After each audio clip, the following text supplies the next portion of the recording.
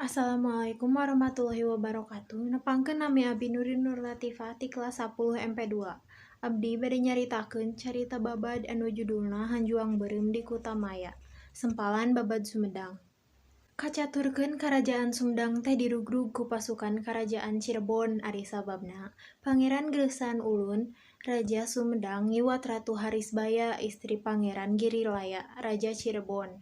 Memeh ngarugrug Sumedang, pasukan ti Cirebon teh ngaraso heula ngarumpul di hiji tempat anu tiiseun. Maksudna mah bari rek ngatur siasat.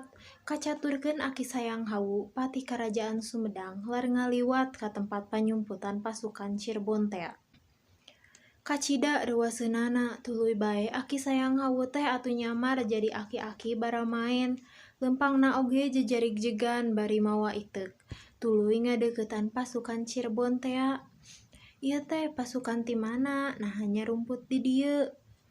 Lamun Aki hayang nyaho, kami teh ti Cirebon arek ngarugrug Sumedang. Arek mayahan Prabu Geusan Ulun, ceuk salah saurang prajurit.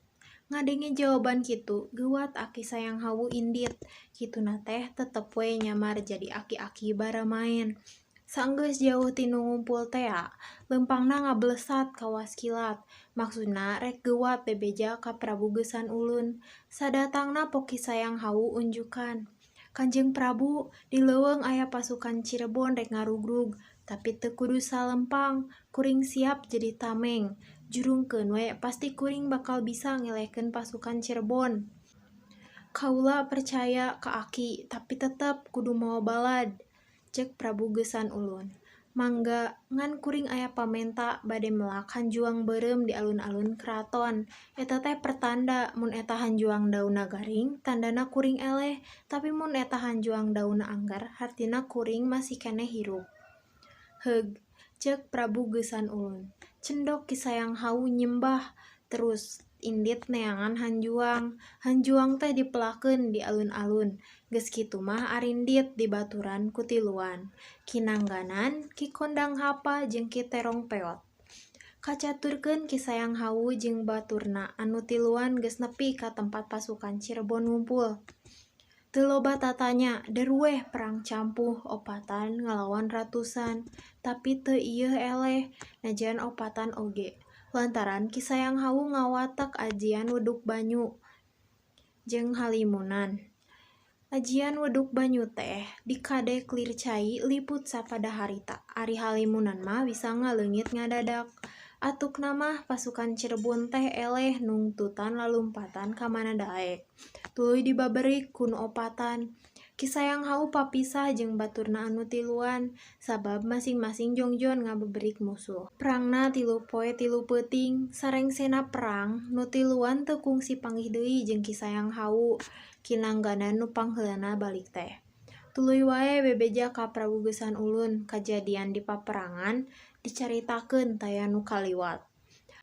Waktu Prabu Geusan Ulun nanyakeun ngeunaan Ki Sayang Hawu, Ki Nangganan teu ngajawab da memang teu apaleun tea. Nya dicaritakeun we kajadian nu sabenerna. Boa-boa perlaya, cek Prabu Geusan Ulun. Duka atuh kirang terang lebah dinyana mah, tembal Ki Nangganan. Ngadenge jawaban ti Ki Nangganan kitu, hate Prabu Geusan Ulun mimiti dilimpudan ka sieun pasukan Cirebon ngarebut keraton tur maehan dirina. Teu lila terus wae ngajak pindah ka sakumna Eusi Nagara, ngajugjug ka suku Gunung Rengganis di daerah Dayeuh Luhur. Kacaturkeun Ki Sayang Hawu nu disangka geus perlaya. Saestuna mah waktu harita pahibut ngudag musuh, Ki Sayang Hawu henteu ngabeberik musuhna. Atukna Ki Sayang Hawu teh balik deui ka tempat perang mimiti, bari neangan baturna nu tiluan tea. Di geroan eueuh wae, panyangkana nu tiluan teh geus perlaya. Padahal Ki Nangganan sabatur-batur mah baralik ti heula. Hatena sedih kacida, geus puguh kitu mah tuluy we balik ka Sumedang. Ngan barang nepi ka Sumedang, kasampak di keraton eueuh sasaha. Nagara geus tiiseun, eueuh jalma saurang-urang acan. Nempok kaayaan kitu, ras Ki Sayang Hawu teh inget kana janjina ngeunaan tangkal hanjuang. Tuluy diteang tangkal hanjuang nu dipelaku manehna di alun-alun teh hirup keneh, ceuk pikirna. Prabu Gesan ulun teh henteu nempo hanjuang, henteu nurut kana papatah aing. Didinya terus indit neangan urang Sumedang nu arindit teuing ka mana. Teu kungsi lila papanggih jeung jelema anu laral liwat. Kakara wae meunang beja yen ayeuna teh caricingna di dayeuh luhur. Tina nyeri peurih asa dikhianat, Kisayang Hawu leumpangna gagancangan. Jog bae ka dayeuh luhur. Gancang ku Prabu Gesan ulun dibageakeun. Bagea aki ceuk Prabu Gesan ulun. Kisayang Hawu teu ngajawab. Teu lila pok ngomong sorana ngageter. Kunaon Kanjeng Prabu ngalih?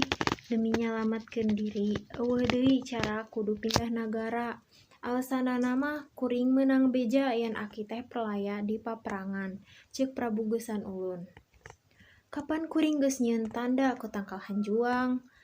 Kuring teh poho komo saenggeus papanggih jeung batur aki anu tiluan nu nyebutkeun teu panggih deui jeung aki. Teu gueh kuring teh aki geus perlaya, ceuk Prabu Gesan ulun tandes.